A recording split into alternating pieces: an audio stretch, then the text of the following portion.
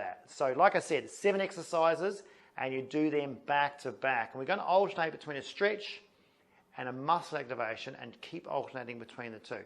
So number 1 is your thoracic rotations. Now this is really good because it combines a bit of lumbar rotation and thoracic. Now you've probably seen this one before, but this is so good. This is the first one I'd start with. So when you roll back like that, okay, you can do this in your bed. All right, so you don't even have to get out of bed in the morning. If you sort of wake up and go, oh, geez, I'm stiff, go onto your side, knees bent, keep the knees locked down. Remember, it's crucial that you don't rotate backwards within the pelvis. You've got to keep that sort of down. This part, what I like doing is going slowly backwards, because when you do thoracic rotation, as I've explained before, you get to this sort of point here, you've got to do the breathing work where you slowly relax. If you go too quick, you'll tighten up. So you've got to go slow with this. Keep breathing out. Now, every breath out is a try to let go and relax. So you're slowly going further and further to the floor. So eventually, when you've done about 20 or 30 breaths, this arm and that shoulder should be down on the floor. You might be too tight for that, but you're trying to aim to relax it to the floor. Don't try and pull it down to the floor. You're not going to try and actively try and stretch it. Let it relax. And the breathing part will relax all your thoracic breathing muscles, which gives you more rotation.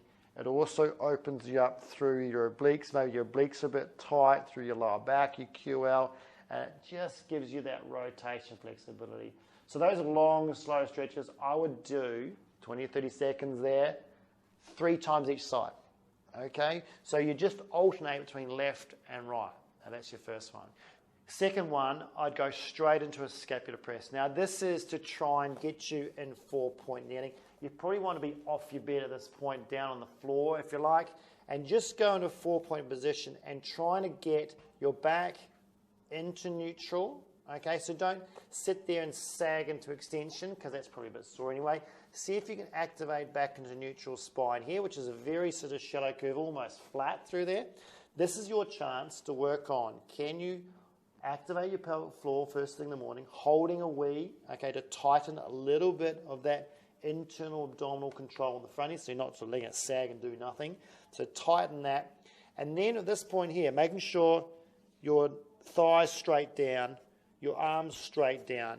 You rotate your elbows forward, so you externally rotate your shoulders, and you're going to go into retraction and then up into protraction using your serratus anterior. So we're doing a scapular press. So it's into retraction here, making sure that spine's in neutral here, and then into protraction. So what you're working on is shoulder blade retraction, protraction, which activates all your muscles sort of underneath your shoulder blades to get them switched on a bit. And it just helps you be in a nice position, activate your core, get a few things switched on, ready for the next thing. So scapular pressing in the morning, even though you think, oh, it's upper body, what's going on? It relaxes that stiffness that's built up. It actually gets some blood flow through that body, and you'll probably find it's a nice one to go into the next routine. Okay, number 3. So while you're in that, you've gone from that 4-point position, you're going to sort of stay in that position but go into a rotation stretch. Okay, so this one's called thread the needle. You go from the scapular press, and then you're going to go put that hand that way, and you're going to slide it. And as you slide it, you're going to rotate your upper body, and you're going to just reach as far as you can that way until you just basically can't reach any further, and then you come back. Now you can either do 10 that same side. Don't overstrain it. Maybe you're going to rotation, trying to reach into rotation and then come back.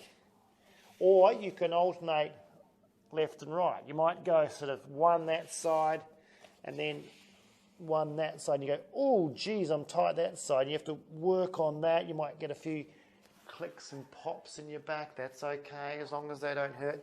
But trying to just make sure that you stay sort of in the midline but rotate and reach as far as you can. And this is a nice active stretch. It's almost like the rotation you do on the floor, but you're being a bit more active through your upper body when you do that. So that's a good one to do. Then you need to go back into a strengthening exercise. Number 4 is your bird dog. Now this is a really important one for your spinal stability, but a real good favourite of mine. And this one just really resets that whole spine. So when you're working on your bird dog, important stuff is exactly the same position as your scapular press. So you've done the scapular press before, you know where that is. Straight down, rotate those, get your back into neutral, turn your core on with the pelvic floor. So get that pelvic floor activated, get that nice band of flat tightness through here. And then you're going to aim to shift all your body weight out of one hand, put it in the other. So if I'm shifting my body weight out of here, or my weight through my hand into my left without shifting left or right, and I'm going to raise that arm forward. Now that one, I want to make a strong fist and pull down. Now you can feel the load already on this because I've taken half my upper body weight and put it into my left hand.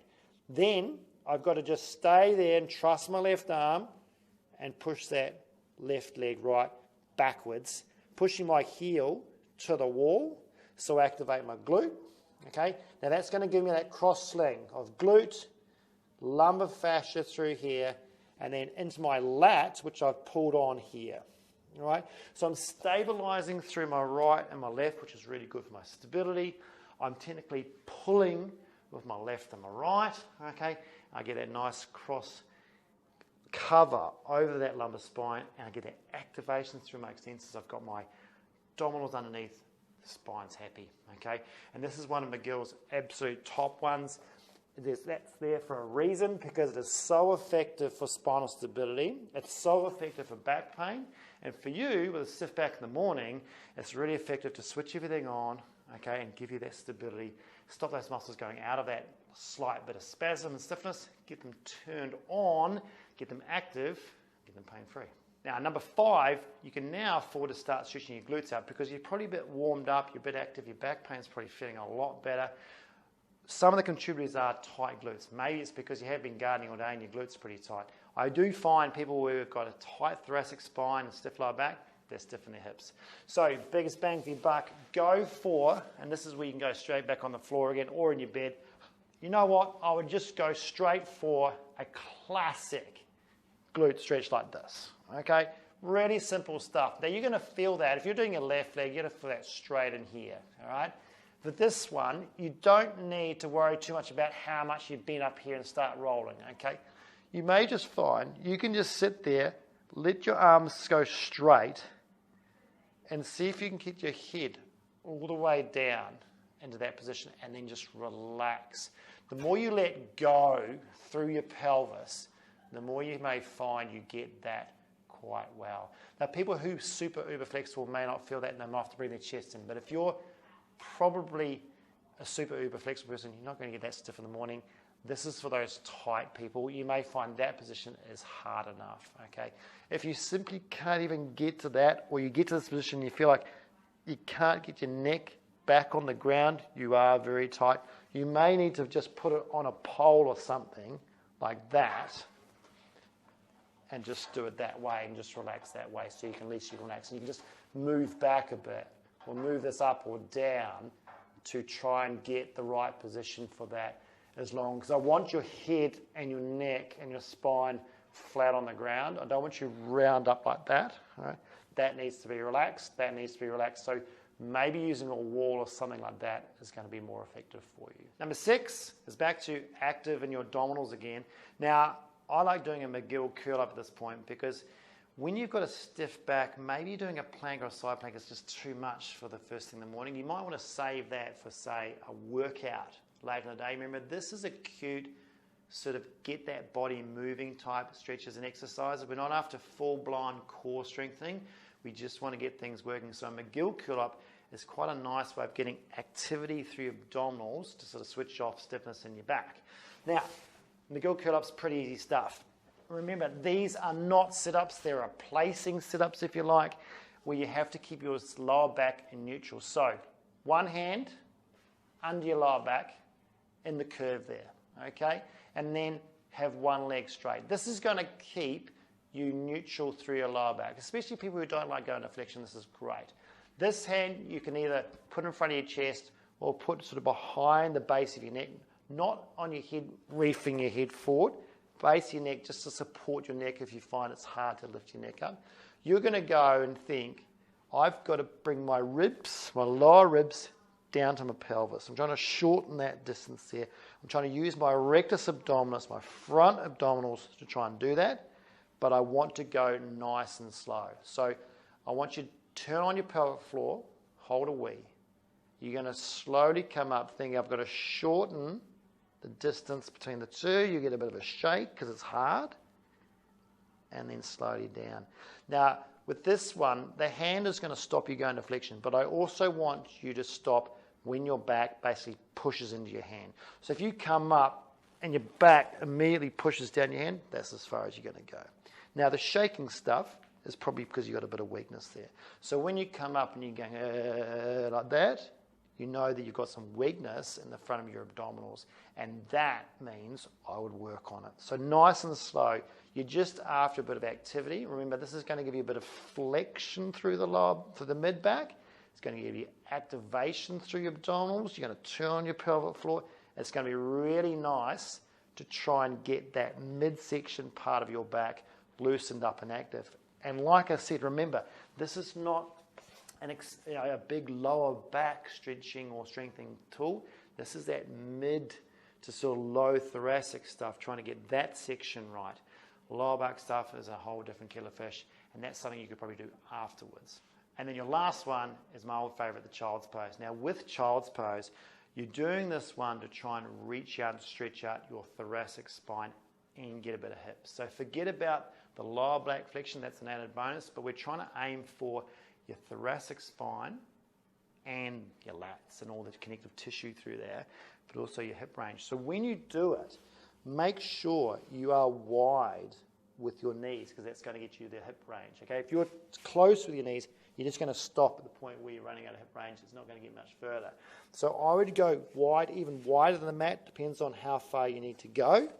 And I'd also go wide with your hands. Okay, so at this point here, you've got to also watch what you're doing with your shoulders. But when you go down to this position, I want you to sit back on your heels, but imagine like you're trying to keep your hands there and then you drag them. And what this is going to do, if you drop down, and I hope you can still hear me, drop down in this position, okay, you try and then drop the mid part of your back into the floor. So from here, think about, I want to go lower with my chest, not worrying too much about how much I sit down. Okay, so lower with my chest at this point, which is almost like a tabletop position, and then try and get down with my chest. And I can feel that through my mid-back, between my shoulder blades. And then if you look at my thumbs, rotate them out or in a bit to suit what's happening on the shoulder. Maybe you might want to go in a bit, go out a bit. Whatever's best to try and get that mid part of your back stretched out. And then worry about sitting down to get the hips and the groins a little bit looser. All right, so there's your 7. Give them a shot. If you've got that stiffness between your back first thing in the morning, like I said, if it's after a workout during the day before or sleeping in the wrong bed, whatever's bugging you, see if they can get you going, and then work on your other stuff like other exercise and core work and other lower back stretches